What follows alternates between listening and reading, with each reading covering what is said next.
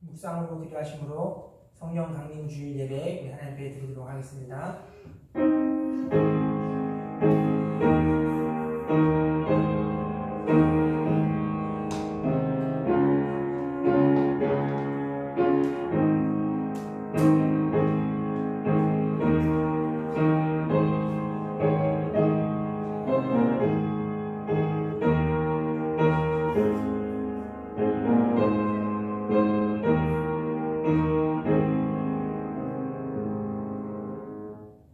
성령 하나님, 오늘 우리가 드리는 예배 가운데 주의 은혜를 풍성하게 채워주셔서 어려운 시대를 살아가는 우리들의 삶이 주의 권능으로서 힘있고 능력 있는 삶을 살아가며 하나님 앞에 기쁨이 되어지고 복된 인생이 되어질 수 있도록 주님 도와주시옵소서. 감사드리며 예수님의 이름으로 기도드렸습니다. 아멘. 저희들의 죄악을 고백하겠습니다.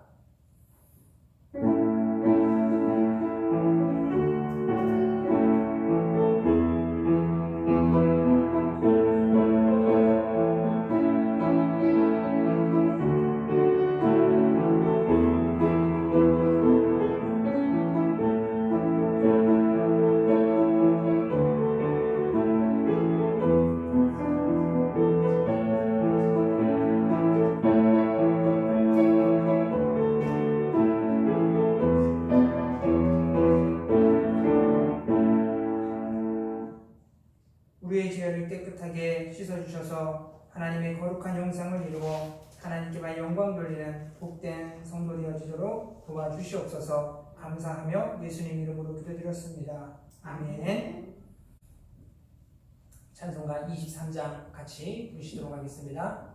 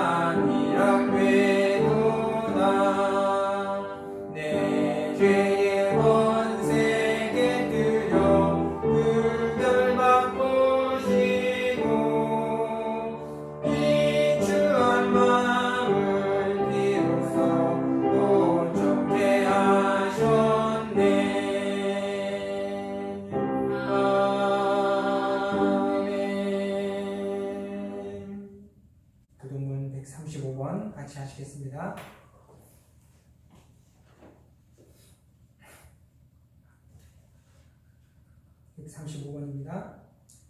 그의 위에 여호와의 영 곧 지혜와 총명의 영이요 모략과 재능의 영이요 지식과 여호와를 경외하는 영이 강림하시리니 오직 하나님이 성령으로 이것을 우리에게 보이셨으니 성령한 모든 것 곧 하나님의 깊은 것까지도 통달하시느니라.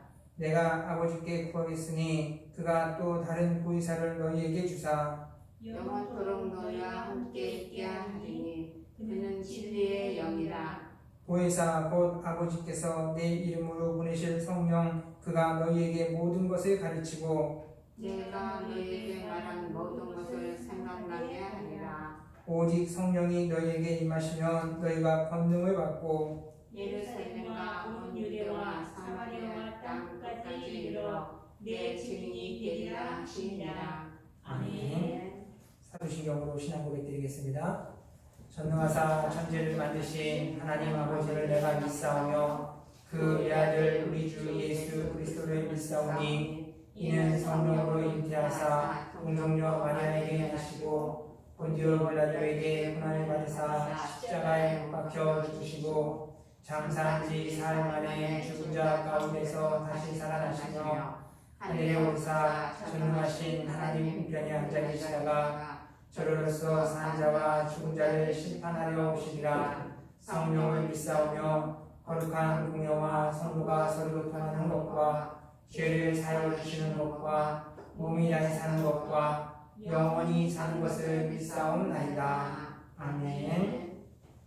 찬송가 191장 찬송 같이 부르시겠습니다.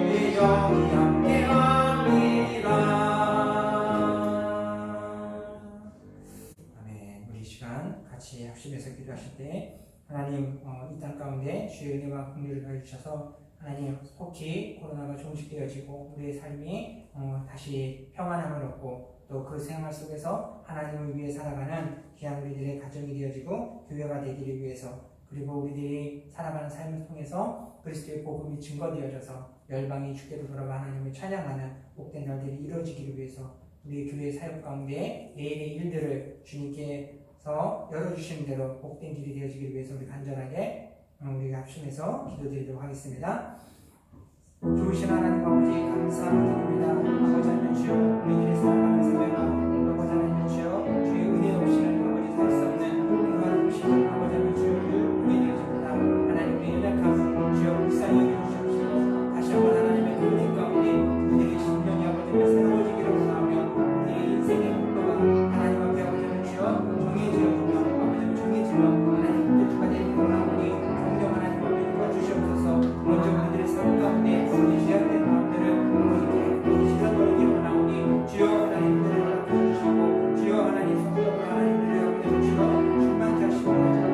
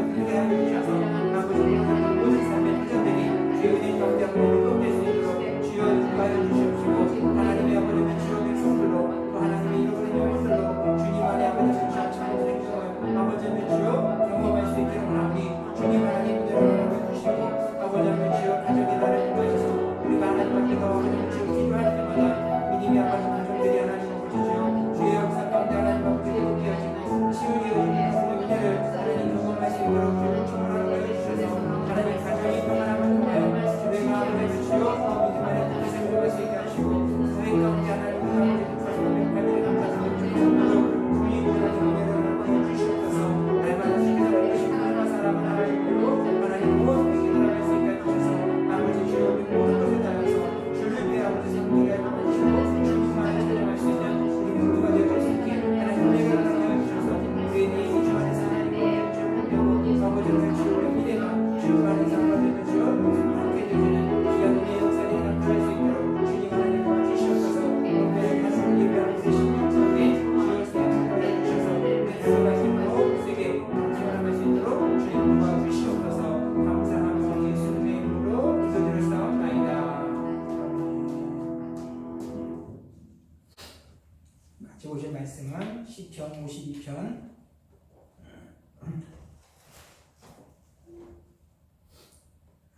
1절부터 9절까지 같이 보시도록 하겠습니다. 시편 52편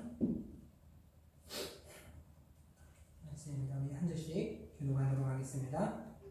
포악한 자여 내가 어찌하여 악한 계획을 스스로 자랑하는가. 하나님의 인자하심은 항상 이쁘다. 내 여호와 심한 악을 피하여 날카로운 습도같이 간사를 행하는도다. 내가 선보다 악을 사랑하며 의를 말함보다 거짓을 사랑하는도다. 간사한 자여 너는 남을 해치는 모든 말을 좋아하는도다. 그런즉 하나님이 영원히 너를 멸하시며 너를 붙잡아 내 장막에서 뽑아내며 살아있는 땅에서 내 뿌리를 빼시리로다. 의인이 보고 두려워하며 또 그를 비웃어 말하기를 이 사람은 하나님을 자기 힘으로 삼지 아니하고 오직 자기 재물을 풍부함을 의지하며 자기의 악으로 스스로 든든하게 하던 자라 하리로다. 그러나 나는 하나님의 집에 있는 푸른 감람나무 같으며 하나님의 인자하심을 영원히 의지하리로다. 주께서 이를 행하셨으므로 내가 영원히 주께 감사하고 주의 이름이 선하심으로 주의 성도 앞에서 내가 주의 이름을 사모하리로다. 아멘. 할렐루야. 반갑습니다. 오늘 성령 강림 주일 예배를 통하여서 우리들의 삶에 또 다시 한번 하나님의 은혜가 충만하게 채워주셔서 어려운 시기이지만 우리가 성령의 능력으로서 세상을 더 밝고 힘있게 살아갈 수 있는 우리 생명교회 가족들, 성도들 모두가 될 수 있기를 주님의 이름으로 축원드립니다. 아멘. 오늘 우리가 같이 읽은 말씀의 제목은 의인의 형통함이라는 제목으로 같이 말씀을 나눌 때에 우리가 아멘을 활약함을 통해서 우리 삶 가운데 주신 하나님의 은혜를 더 경험하며 하나님과 동행하는 그런 발걸음이 되기를 바랍니다. 세상에서는 우리들이 인생에 살아가는 길에 있어서 이렇게 이야기합니다. 분자는 대로행이다 라고 이야기합니다. 분자는 큰 사람은 큰 길을 가라는 겁니다. 그러나 성경에서는 믿음의 사람들이 가는 길에 대해서 다르게 이야기합니다. 뭐라고 말했습니까? 좁은 길을 걸어가라 이야기했습니다. 물론 좁은 길을 걸어간다는 것이 불편하고 힘든 길입니다. 그럼에도 하나님이 우리 가운데 그리스도인의 좁은 길을 가라고 하시는 이유는 그 나중 때문이라는 겁니다. 비록 현재에 걸어가는 길은 좁고 힘들고 어렵다 할지라도 그 길을 묵묵히 걸어간 나중에는 그 나타나는 길이 우리들 가운데 더 복되고 더 형통한 길이 열려지게 될 것이고 그 나중에는 우리 가운데 쉼이 있고 하나님의 복이 충만하게 채워질 길이 좁은 길이라고 말씀하셨습니다. 반면에 세상에서 사람들이 이야기하는 것과 같이 넓은 길을 가는 사람들에게 있어서의 그들은 상황 가운데 가는 그 모습에서는 편안하고 또 순탄한 것과 같지만 그 나중에 있어서는 그들에게 남은 것은 슬피 울며 이를 갈면 그러한 길이 되어지기 때문에 하나님은 우리들 가운데 이 세상에 살아가는 동안에 좁은 길을 걸어가라 라고 말씀하셨습니다. 오늘 바라기는 우리 생명교회 우리 성도님들 한 사람 한 사람 모두가 우리가 믿음의 길, 그 좁은 길을 걸어갈 수 있는 저와 여러분이 되기를 바랍니다. 아멘. 결국은 그 길의 마지막이 하나님의 은혜로 풍성하게 더 큰 은혜를 누릴 수 있기 때문이라는 겁니다. 우리가 이 하나님께서 말씀하신 이 원리를 잘 기억해야만 우리들의 인생길에 있어서 수많은 선택이 갈림길 속에서 우리는 항상 옳은 길을 걸어갈 수 있고 옳은 길을 선택할 수 있는 그러한 능력이 우리 안에 생기게 되어진다는 겁니다. 오늘 본문에서 보면은 도액이라는 사람이 사울에게 이간질했고 고자질했던 그 사건들을 배경으로 해서 쓰여진 내용입니다. 다윗이 사울의 손에 의해서 죽임을 당할까 두려워 도망을 가다가 이제 그가 하나님의 사람에게 이제 피난하여 그가 양식을 먹게 되어지고 그리고 골리앗을 무찔러 죽였을 때 그 칼을 받아가지고 떠나가는 그 순간에 도액이라는 사람이 있었습니다. 이 사람이 그 곁에서 다윗이 그 행하는 그 모든 것들을 보게 되어지고 이제 제사장에게서 음식을 먹고 그 받았던 무기들을 가지고 떠나는 그 모습을 보면서 이 도액이 사울에게 찾아가서 그 가운데에서 다윗의 행보에 대해서 이간질하는 그 모습들을 배경으로 쓰여진 내용이라는 겁니다. 이 사람은 지금 그가 그 모든 것을 보았을 때 그 도액이라는 사람의 위치가 어디임을 보여주고 있습니까? 그는 하나님의 사람 앞에 있었다라는 것. 즉, 그 사람도 하나님의 은혜를 바라고 하나님의 그 은혜 가운데 있기를 원하는 마음이 있었음을 생각해 볼 수 있다는 겁니다. 그래서 이 도액이라는 사람이 그 제사장 앞에 사울이 보내서 있었던 것이 아니고 그가 우연히 그곳에 있었던 그 모습 자체가 그도 하나님의 은혜 가운데 있는 것이 얼마나 복된 것인가라는 것들을 생활을 통해서 경험해서 알고 그곳에 있었음을 보여준다는 겁니다. 그러나 이 도액이라는 사람이 몸은 비록 그 안에 하나님의 사람 곁에 있었지만 그의 마음은 어디에 있었음을 보십니까? 세상의 부귀영화의 자랑에 세상의 번영에 거기에 마음을 두고 있는 사람임을 보여주고 있다는 겁니다. 이와 같이 두 마음을 품고 몸과 마음이 따로따로 떨어진 삶을 살다 보니까 순간의 그 모습을 통하여서 이 도액이라는 사람이 그 인생에 선택하는 것은 하나님의 은혜 안에서 하나님의 백성들이 하나님께로부터 주시는 복을 받고 하나님의 은혜 가운데 하루하루를 살아가는 그 모습을 선택하는 것이 아니고 사울에게 찾아가서 내가 이 다윗의 행보에 대해서 이야기해 주면은 사울에게로부터 내가 받을 그 보상이 어떠할까? 그 가운데 내가 받을 그 상급이 어떨까? 여기에 빠지면서 그는 선택의 상황 가운데 악의 길을 선택하는 그 모습을 보여주고 있다는 겁니다. 그러나 오늘 성경은 많은 것을 통해 가지고 이 사회 가운데 우리들 가운데 증거해 주는 말이 무엇을 보여주고 있습니까?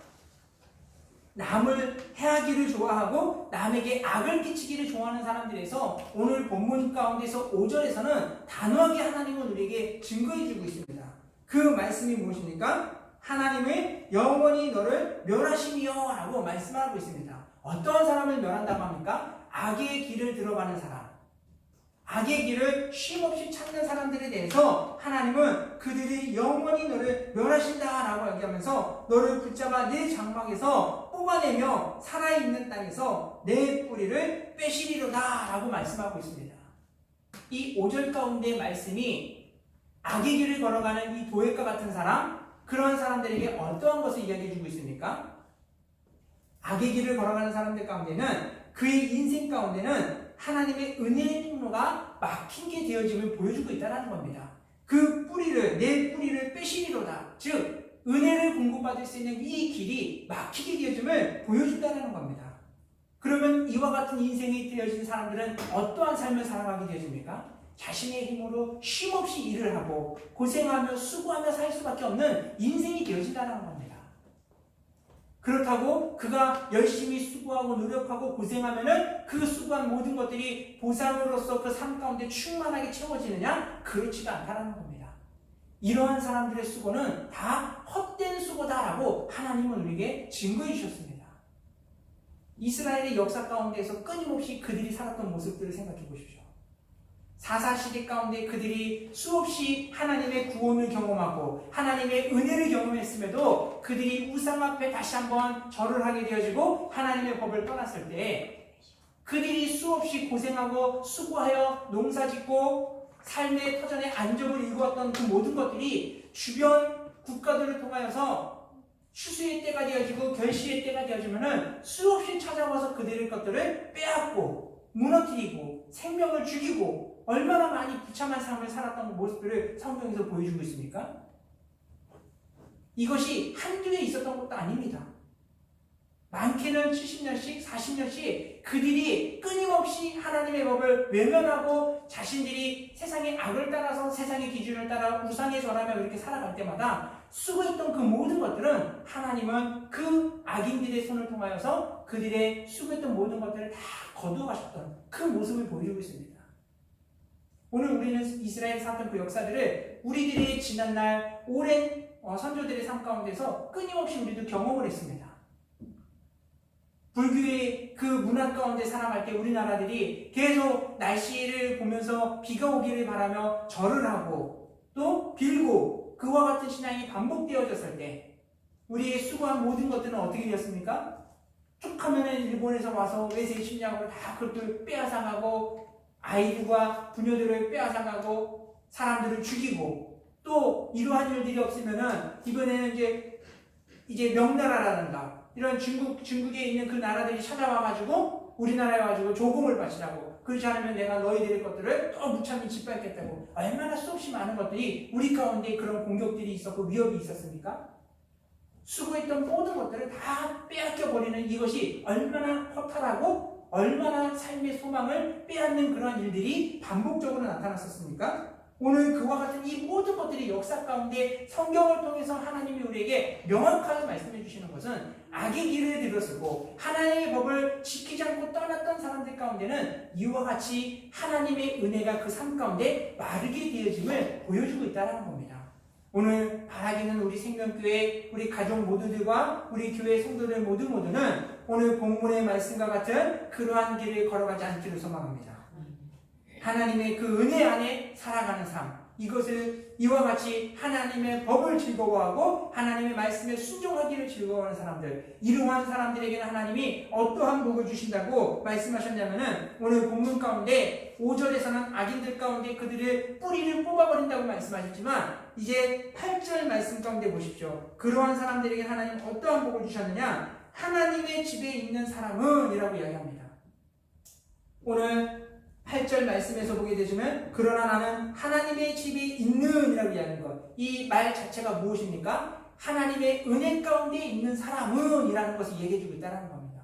그러한 사람은 어떠한 사람과 같으냐? 푸른 감람나무 같으며 라고 이야기해줍니다. 여러분 성경에서 감람나무를 표현할 때는 하나님의 축복이 그 안에 얼마나 많은지 모릅니다. 즉 하나님의 은혜 가운데 있는 사람들에게는 하나님의 축복이 마르지 않게 채워주심을 오늘 본문은 시편의 저자는 지금 이야기하고 증거하고 있다는 겁니다. 그러면 그 하나님의 집에 있는 사람들에게 하나님의 은혜 가운데 있는 사람들에게 주시는 그 하나님의 축복이 무엇이냐? 그것은 첫 번째는 하나님의 평화를 상징하고 있다는 겁니다. 즉, 이 감람나무의 상징은 하나님의 평화를 상징하는 것으로 하나님의 은혜 가운데 있는 사람들에게는 그 평화가 임하여진다는 것입니다. 창세기 8장에서 보면은 이 11절에 창세기 8장 11절에 보면은 홍수 이후에 노아가 이제 비둘기를 내보냄을 통해 가지고 그의 입에 감람나무 잎사귀를 물고 들어온 상황을 이야기해 주는 내용입니다. 이 하나님이 세상의 악함을 보시고 세상의 모든 사람들이 생각하는 것이 항상 악할 뿐임을 보시고 하나님이 세상의 물로 심판함을 하나님은 이루어 가셨습니다. 근데 그 세상의 모든 것들이 물에 다 잠기고 코로 숨을 쉬는 모든 생물이 생명 있는 것들이 다 죽임 당했던 그때에 여러분 한번 상상해 보시고 생각해 보셨습니까? 우리가 지난날 이제 쓰나미로 인해서 인도에서 큰 피해를 한번 입은 적이 있습니다. 그 수많은 사람들이 죽었을 때 그때 물이 다 거치고 나서자 그 죽은 시체들이 막 사방이 널브러져 있을 때 너무나 죽은 사람이 많고 사상자가 많아서 다 그 장례를 치를 수도 없고 그 신원을 파악하기도 지금 급급하고 상황이 너무 복잡해서 그 시신들을 한 곳에 모아놓고 다 정렬을 하면서 그렇게 그 사건들을 정리를 해나가는데 날씨가 따뜻하다 보니까 어떻게 되었습니까? 하루 이틀 만에 그 시신들이 부패해가지고 그 시체 썩는 냄새 때문에 쓰나미로 인해서 피해를 입었던 그것이 다시 한번 이중고를 겪게 되어지는 그 사람 썩는 냄새 때문에 봉사자들도 힘들고 그 온통 더 큰 어려움을 겪었던 그 이야기들을 우리가 들었습니다. 노아 홍수 때에 하나님이 물로 세상을 다 심판했을 때는 노아 가족 8사람에는 다 물로 심판을 받았습니다. 그 시기 때에 만약에 물이 쫙 가라앉고 그리고 나서 노아가 그곳에 내렸다 생각해 보십시오. 세상이 온통 시체가 뒤엎였을 때 그 시체 썩는 냄새, 사람뿐만이 아니라 짐승들까지도 모든 것이 다 폐허가 되어지고 살 곳이 없는 그때가 되었을 때 어떻게 그들이 살 수 있었을까요? 근데 놀랍게도 그 학자들이 그 시대 때를 연구하며 과학적으로 이것들을 파헤쳐 봤을 때 그때에 홍수가 있었을 그때에 지각 변동이 있었던 것들이 관측되었다고 합니다. 그 지각 변동이 무엇을 이루었을까요? 성경에서 보여주는 것은 그가 내려서 하나님 앞에 제사를 드리고 번제를 드리는 하나님 앞에 찬양했던 그 모습만을 기억하고 있습니다. 그 지각 변동은 그 무엇을 이루어졌을까? 그 우리가 삶 가운데 보았던 것처럼 모든 그 시체들은 다 어디 갔을까? 하나님이 모든 것들을 다 한 방에 다 해결해 버리시고 하나님이 그 가운데 주셨던 그 모습이 어떤 모습을 보여줍니까? 비둘기가 날아가가지고 그 잎에 물고 왔던 그 감람나무 잎사귀가 노아가 배에서 내렸을 때 하나님이 정말 그 홍수로 인해서 모든 것이 다 폐허가 되었지만 하나님이 그 하나님의 법에 순종하였고 하나님의 말씀이 귀하게 여겼던 그 노아 가운데 하나님이 허락해 주신 것은 모든 것이 물에 잠겼지만 하나님이 그 변경을 통하여서 하나님이 새롭게 열어주시는 그 땅이 바로 노아에게는 평화의 땅이 되었음을 보여주고 있다는 겁니다. 오늘 우리 사랑하는 우리 생명교회 성도님들, 오늘 우리들의 시대가 살아감에 있어서 이와 같이 혼란하고 어지러운 세상이 열린다 할지라도 우리가 하나님의 법을 지키고 하나님의 뜻을 따라 살아가는 인생이 되어질 때 그 사회의 그 자리, 그 땅이 하나님의 은혜로 인하여 하나님의 평화가 넘치는 세상이고 평화가 넘치는 가정이 되어지고 교회가 될 줄을 믿습니다. 아멘. 오직 우리는 그렇기 때문에 우리가 살아가는 시대가 어떠한 것들을 바라볼 것이 아니고 이 시대 가운데 우리를 통해서 이루어가신 하나님의 말씀이 무엇이고 하나님의 뜻이 무엇인가를 우리는 여기에 조명하며 집중하며 살아갈 저와 여러분이 되어야 된다는 겁니다. 아멘. 그럴 때 하나님은 우리들의 사회가 우리들의 삶의 가정이 하나님의 은혜로 평안이 넘치는 곳으로 만들어 주신다는 것을 늘 기억했으면 좋겠습니다. 아멘. 여러분 오늘 우리들이 자녀들이 살아갈 때 참 얼마나 불안할까 참 생각해보면은 참 안쓰럽게 그지없습니다. 우리 중고등학교 학생들은 쉼없이 계속해서 입시 제도가 바뀔 때마다 참 그들이 얼마나 어려움이 있을까. 저도 수능이 처음으로 시작되어질 때 그 세대입니다. 그러다 보니까 그 당혹감은 참 이루 말할 수 없었어요. 기존에 준비하던 것들을 다 그냥 수포로 되어지고 그냥 새로운 것들을 해야 된다. 그리고 참 안타까운데 참 답답했었는데 우리 자녀들 세대도 쉼없이 계속 바뀌고 있습니다. 입시 제도에 대해서 계속해서 바뀌어가는 그 시대에 참 우리 자녀들이 얼마나 수고롭고 고생스러운가 하는 것들을 생각하며 그들이 미래에 대해서 꿈꾸기 얼마나 답답할까 하는 것들을 또 생각하게 되어지고 또 우리들의 청년들은 어떻습니까? 계속해서 일자리를 구함에 있어서 어려움이 많아서 실업률은 높아져가고 미래에 대한 것들은 포기하는 것들은 늘어간다라고 하는데 참 우리 청년들이 이 시대를 살아감에 있어서 누구보다도 또 큰 고충 가운데 살아가는구나, 살아가겠구나라는 것들을 또 한번 생각해 보게 되어집니다. 그러면 중년의 인생을 살아가는 우리들은 어떠할 것 같습니까? 가정을 위해서 여러 가지로 희생하며 헌신하며 수고하며 살았더니 그렇게 살아왔던 인생에 많은 사람들이 참 질병에 걸려가지고 뜻하지 않게 허탈한 그 삶을 마감하게 되는 사람들도 많고 그러한 일들을 접하는 경우도 많습니다. 때로는 요즘 보이스피싱으로 인해가지고 사건 사고도 많은데 때로는 좀 잘해보겠다고 투자했던 것들이 사기를 당해가지고 모든 것을 한순간에 날려버리는 사람들도 허다하게 많습니다. 또 열심히 수고하고 노력해가지고 일궈놓은 그 자리 밑에서 새로운 인력들이 막 올라오면서 그 자리를 또 차고 올라오는 사람들 때문에 불안하고 두려움 가운데 살아가는 사람들도 많습니다. 그럼 노년의 인생을 살아가는 우리 어버이들은 어떻습니까? 정말 열심히 수고하며 살아왔던 그 시대가 이제는 좀 보상을 받고 이제는 좀 대접을 받으면서 평안한 삶을 살아갈까 싶었는데 어떻습니까? 대접을 해주고 보상을 받는 것이 아니고 여전히 수고하며 고생하며 살아야 되는 것이 요즘 또 시대에 살아가는 어버이들의 세대가 아닌가 생각합니다. 오늘 우리 꼬맹이들은 어떨까요? 전에 유키즈인가요? 거기서 어떤 꼬마 아이가 나와가지고 이야기하는 것을 들으면서 한번 좀 웃었던 기억이 있습니다. 그 아이에게 너는 어른이 되고 싶냐고 물어봤더니 어른이 되기 싫다고 그러더라고요. 그래서 왜 그러냐고 그랬더니 어린이가 된 것만으로도 너무 힘들다고.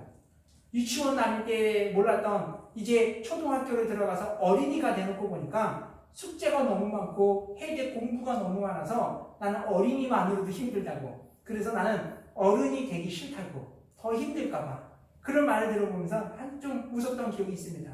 지금 시대를 살아가는 많은 사람들이 저마다의 연령대에 또 다른 아픔과 고민을 가지고 어려움 가운데 미래를 정말 희망을 품지 못하는 이 시대 때에 어디에서 희망을 품을 수 있을까? 오늘 우리 사랑하는 성도님들, 오늘 우리는 시대가 어떠하든 그 상황 가운데 하나님만을 의지하고 바라볼 수 있는 저와 여러분이 되길 소망합니다. 그 인생이 하나님의 평화를 주신다는 겁니다. 하나님의 은혜가 그들 가운데 임하여졌을 때 하나님은 그들의 삶에 믿음으로 인하여 수고하지 않은 것들까지도 하나님이 보상해 주신다라고 하나님 말씀하셨습니다. 그리고 그들의 인생 가운데는 세상에 어디에서도 얻지 못했던 그 평화와 기쁨을 하나님의 은혜 가운데 그들이 누리게 될 것들을 말씀해 주고 있다는 겁니다.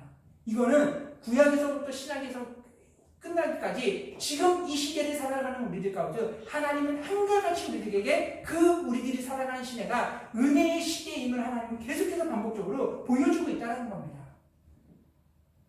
개인적으로는 그렇습니다. 이제 구약의 시대와 신약의 시대, 오늘날의 시대에 대해서 많은 의견들이 있습니다. 구약에는 율법 시대고 신약에는 은혜의 시대고 오늘날 우리가 살아가는 시대는 성령의 시대다 라는 것들을 가지고 구분을 지으면서 이야기를 합니다. 그러나 개인적으로는 말씀을 보이게 되어지고 또 이것 말씀들을 나누며 생각되어지는 것은 하나님의 시대는 어느 때나 항상 그 백성 가운데 은혜 안에 있음을 보여주고 있다는 겁니다. 이 증거가 신명기 8장 3절에서 가서는 사람이 떡으로만 살 것이 아니요 하나님의 말씀으로 살 것이라 라고 했던 이 말씀들, 이것이 신약에 가서도 동일하게 원해지는 것을 보여주고 있습니다. 예수 그리스도께서 오병이의 기적을 나타내셨을 때 그때의 모습이 어떤 모습이었습니까? 제자들 가운데 5,000명이라는 사람들이 몰려서 말씀을 듣고 줄이고 힘들어 있는 그때 너희가 가서 양식을 먹을 것을 나누어 주어라 라고 말씀합니다. 그러자 제자들이 주여 이 많은 사람들을 다 먹이려면 200데나리온이라는 큰 돈이 필요합니다. 우리는 없습니다 하면서 막 이야기합니다.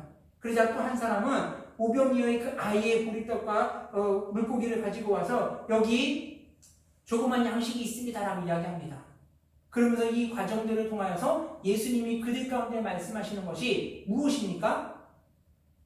하나님 앞에 축사하고 나서 그 오병이어의 기적을 베푸심을 통하여 그들 가운데 최종적으로 하나님이 예수 그리스도를 통해서 선포하고자 하셨던 것, 그것은 예수 그리스도께서 그들 가운데 산 떡이 되어지심을, 그로 인해서 그 예수 그리스도를 통하여 증거되어지는 선포되어지는 말씀을 통하여 그리고 예수 그리스도의 믿음을 통하여 그들이 구원을 얻고 생명을 얻을 수 있음에 대한 것들을 증거하는 것이 오병이어의 기적이라는 것입니다. 이것이 구약 가운데 증거됐던 그 신명기 8장 3절의 말씀이 예수 그리스도께서 직접 떡이 되어져서 우리 가운데 생명이 되어져서 오셨던 사건을 동일하게 보여주시면서 무엇을 말합니까? 항상 하나님의 말씀 가운데 살아가는 사람들에게는 그 삶의 모습이 항상 은혜 안에 속하여 있음을 보여주고 있다는 겁니다. 오늘 우리는 이 말씀을 깊이 묵상하면서 우리가 날마다 우리의 삶에 하나님의 은혜가 마르지 않고 하나님의 평화가 넘치기를 바란다면 오늘 도액이라는 사람이 그가 이간질을 하고 다른 사람들을 해를 입히면서 이것이 나에게 있어서는 인생의 절호의 기회다라고 악한 길이 들어섰던 것과 같이 그와 같은 선택을 하지 않는 저와 여러분이 되었으면 좋겠습니다. 특별히 우리들의 젊은 세대들, 청년들이 오늘 이 시대에 누구나 다 그와 같은 길을 걸어간다고, 누구나 다 그와 같은 선택을 한다고 거기에 현혹되지 않았으면 좋겠습니다. 믿음의 사람이 걸어갈 것, 하나님의 말씀의 길을 순종하며 살아갈 때 하나님이 그 인생에 주시는 그 평안을 경험하기 위해서 믿음의 길을 선택하고 결단하며 나가는 우리 청년들이 되어져서 또 자녀들이 되어져서 우리들의 인생이 날마다 주님의 복으로 풍성하게 채워지기를 축원드립니다. 그리고 감람나무의 그 상징은 무엇을 이야기하느냐? 하나님의 축복과 풍요로움을 상징하고 있다는 겁니다. 열왕기하 18장 32절에 보면은 이렇게 말씀하고 있습니다. 내가 장차 와서 너희를 한 지방으로 옮기리니 그곳은 너희 본토와 같은 지방 곧 곡식과 포도주가 있는 지방이요 떡과 포도원이 있는 지방이요 기름나는 감람과 꿀이 있는 지방이라 너희가 살고 죽지 아니하리라 라는 말씀이 있습니다. 이때는 이제 남유다의 왕으로서 히스기야가 그 이스라엘을 통치하는 그 시대였습니다. 이때에 이 히스기야가 왕이 되면서 전에 그 아하스가 이제 산당을 짓고 우상을 섬겼던 그 모든 것들을 그가 히스기야가 왕이 되면서 이 통치했던 것들을 지난 날들의 그 산당들을 다 금지시키고 그는 하나님의 말씀 앞에 그 이스라엘을 통치하고자 하면서 그 이스라엘이 그 아수르의 통치 가운데 그 제도에 막 따라가면서 거기에 이제 합력하면서 우상에 절하면서 그렇게 그 힘에 이제 의지하며 살아갔던 그 시대에 히스기야가 선택한 것은 반아수르의 체제를 만들어가면서 내가 더 이상 너희를 섬기지 않을 것이고 조공을 바치지 않으며 나는 하나님만을 섬기고 하나님의 뜻만을 지키며 살아갈 거다라는 그렇게 선포하고 이스라엘이 하나님의 나라를 세워가기 위해서 힘썼던 시기였습니다.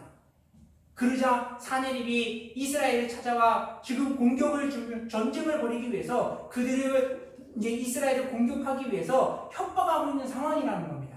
그때 너희는 이제 사내립이 이스라엘을 향하여 이야기하는 것이 너희는 히스기야의 말을 듣지 마라. 그가 너희 하나님이 너희를 건져주실 것이고 너희를 구원할 것이라고 얘기하지만 어디 이 시대에 우리 아수르의 사내립의 손에서 그 백성을 구한 신이 누가 있느냐 그러면서 이스라엘을 향해서 끝없이 조롱하고 있는 그때의 모습이 오늘 그 말씀이라는 겁니다. 그러나 히스기야는 어떻게 했습니까?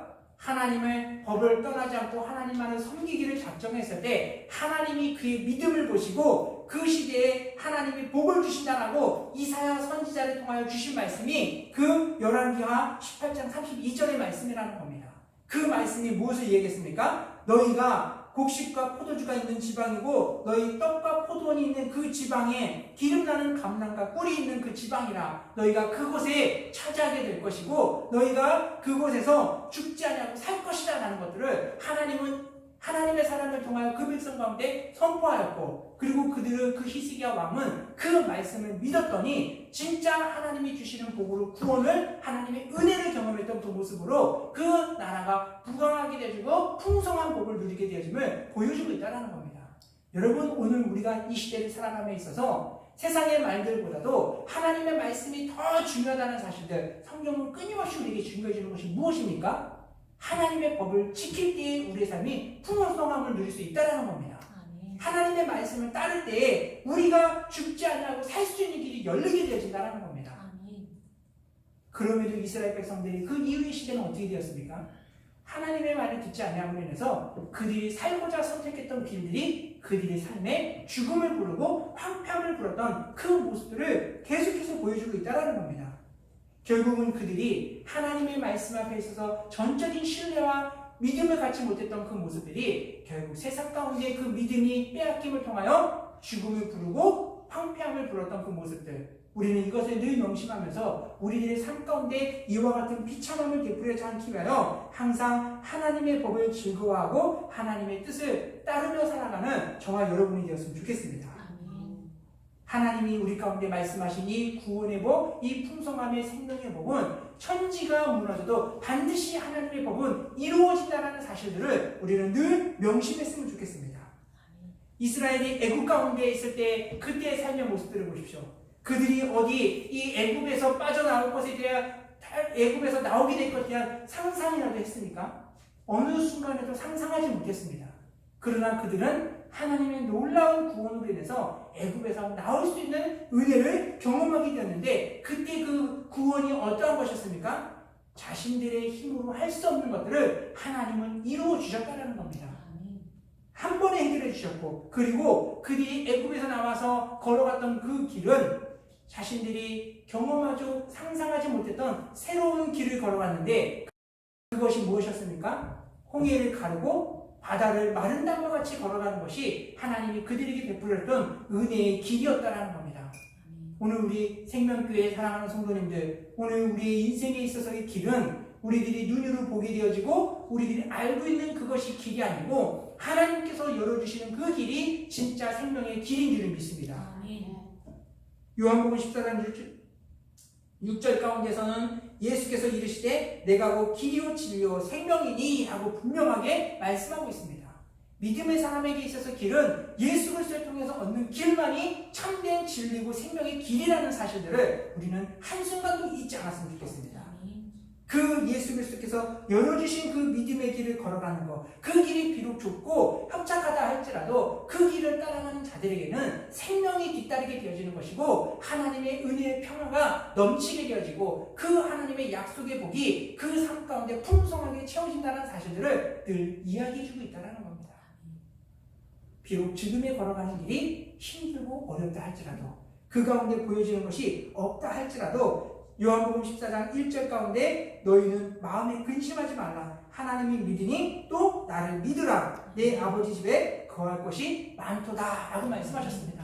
여러분 하나님을 믿고 그리스도를 믿으면 그 하나님의 은혜가 우리의 삶을 풍성하게 만들어줄 줄 믿으시기 바랍니다. 아멘. 믿고 나아가시길 바랍니다. 아멘. 어떠한 말에도 의심하지 않냐고 어떠한 환경 속에서도 결코 두려워하지 마시고 하나님의 약속만을 붙잡고 살아가는 저와 여러분의 가정이 되어져서 진리고 길이고 생명신 예수 그리스도에 인하여서 우리가 알지 못했던 그 길, 우리가 할 수 없었던 그 문제들을 주님의 능력으로서 뚫고 나아갈 수 있는 저와 여러분이 되었으면 좋겠습니다. 아멘. 그와 같은 삶을 살아갈 때 항상 하나님의 은혜는 우리의 삶에 풍성한 은혜를 주시는데 복음서에서는 30배, 60배, 100배의 결실을 풍성하게 맺게 될 것들을 약속해 주셨습니다.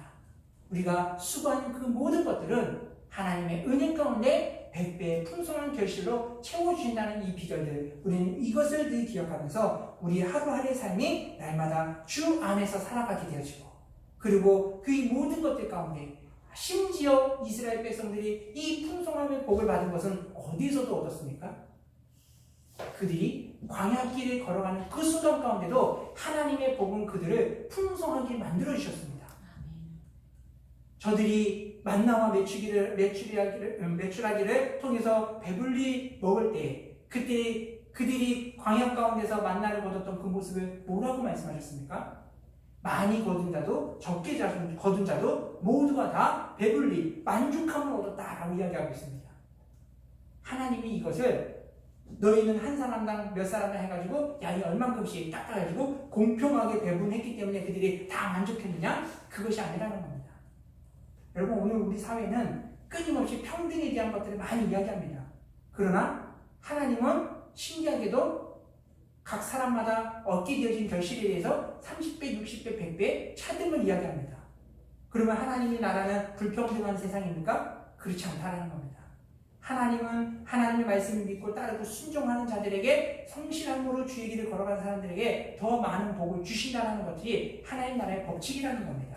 그런데 광야 가운데 그들이 얻었던 그 모습은 보십시오. 다 모두가 주 안에 있었을 때 거두었던 그 모든 것들은 많이 거둔 자나 적게 거둔 자나 그 안에서 만족함이 있었다는 겁니다.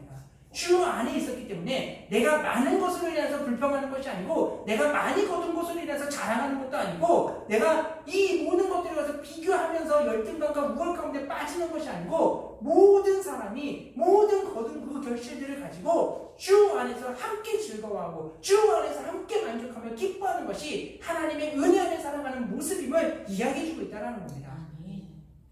오늘 우리는 이 원리들을 늘 기억하며 잊어버리지 않기를 소망합니다. 평등하지만 이 삶에 진짜 이 평등을 이뤄가는 것이 많이 어렵습니다. 그 가운데에서 남들과 같이 똑같은 것들을 대접만을 대우만을 받으려고 하는 사람에게는 만족감이 있을 수 없다는 겁니다. 누가 어떤 사람이 어디에서 일을 하고 어느 대학에 나왔고 어느 배경 가운데 살아갔고 이러한 것들과 근데 왜 나는 그렇지 못하고 이런 것에 끊임없이 비교하는 사람에게는 만족감이 있을 수 없다는 겁니다. 그러나 하나님 안에서 하나님께서 오늘 나에게 수고한 대로 주셨다는 것을 알고 깨닫고 하나님 앞에 감사하며 살아가는 사람에게는 그 삶이 날마다 기쁨이 되고 감사가 되어서 그 삶이 더 하나님의 은혜로 풍성한 복을 누릴 수 있는 것이 믿음의 사람의 삶의 모습이라는 것을 우리는 명심하면서 오늘도 주께서 우리에게 주신 것에 감사함을 통하여서 하나님의 복을 더 풍성하게 만들어갔으면 좋겠습니다. 그럴 때 오늘 이 감람나무의 그 마지막 상징이 무엇을 얘기합니까? 이것은 하나님의 사람들이 기름 부을 때 그 상징의 모습이기도 합니다. 하나님이 오늘 우리들에게 말씀하신 것이 무엇이었습니까? 너희는 다 왕같은 제사장이라고 했습니다. 우리가 모두가 다 하나님의 일을 하며 하나님의 말씀을 예언하고 선포하는 그러한 사람들이 되는 것이 아니라 모두가 다 하나님의 은혜 가운데 하나님을 예배함으로 그 은혜를 누리며 살아갈 수 있는 예배자로서 하나님 우리를 부르시고 세우셨다는 겁니다. 그러한 인생은 예수 그리스도께서 부활하시며 사도를 통하여 제자들에게 말씀하신 것이 너희가 예루살렘을 떠나지 말고 여기서 기도하기를 힘쓰라. 그러면 몇 날이 못 되어 너희에게 성령을 부어주시리라 말씀하셨던 것이 저들이 전심으로 기도할 때에 하나님의 영이 임하자 그들의 삶에 놀라운 변화가 생겼습니다. 그것은 성령을 받음으로 인해서 은사를 받아서 그것이 변화가 아니고 그 성령의 충만함을 통하여 그들 안에 가득했던 두려움을 다 사라져버리게 되었습니다.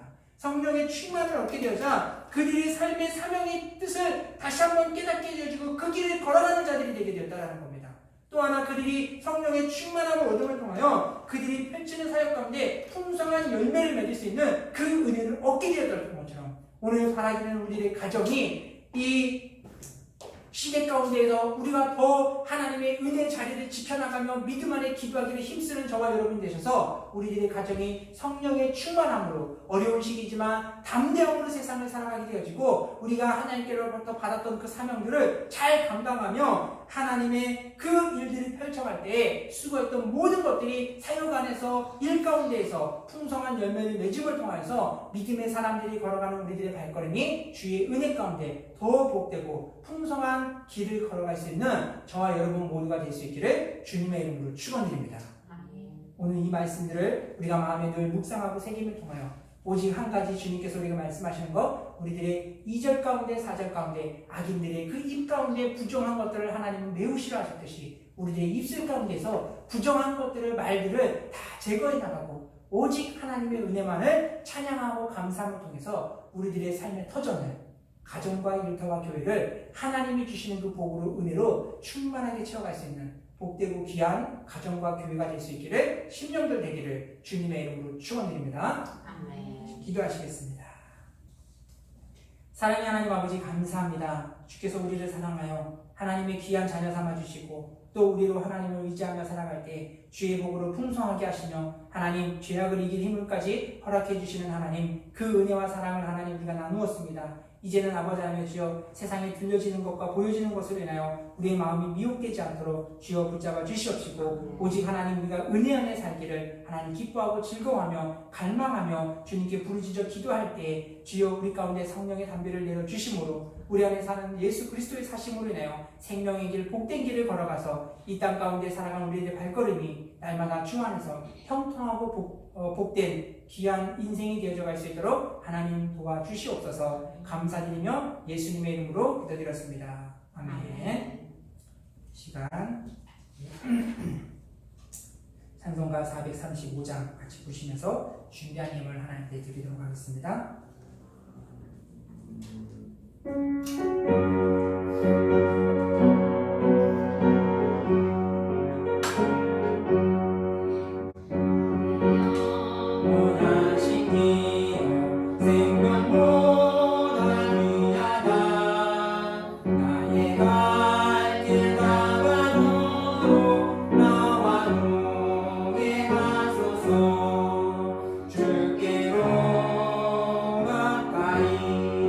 주께로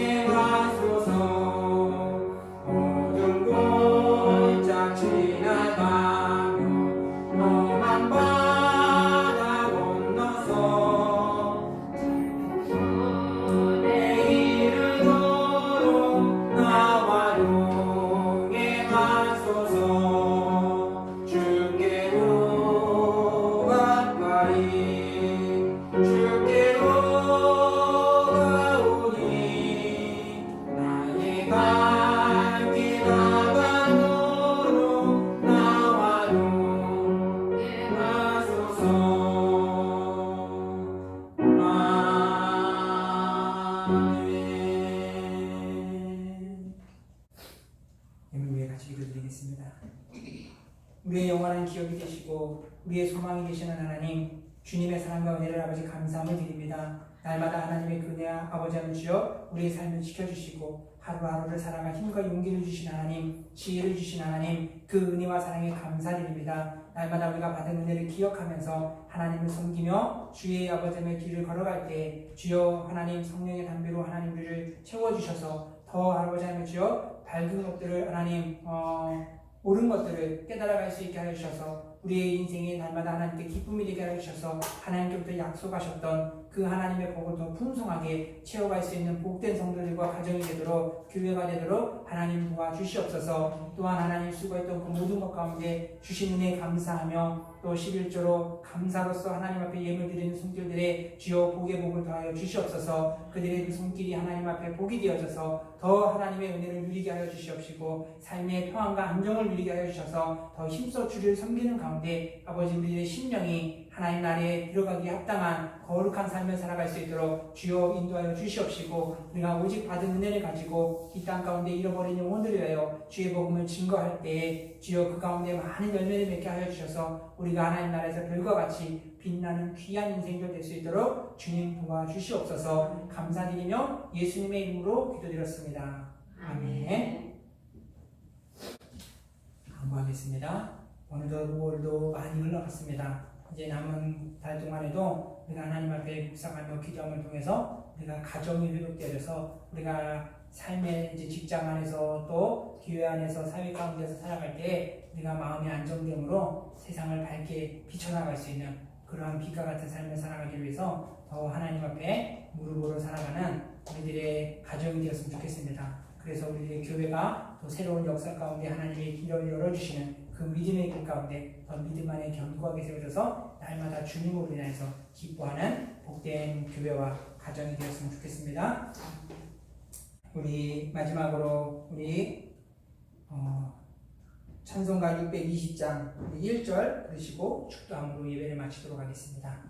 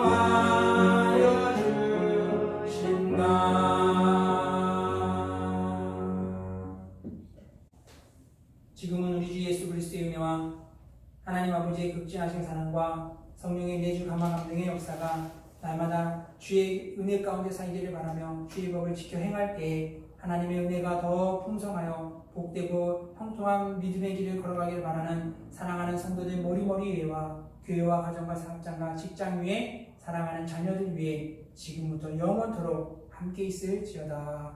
아멘.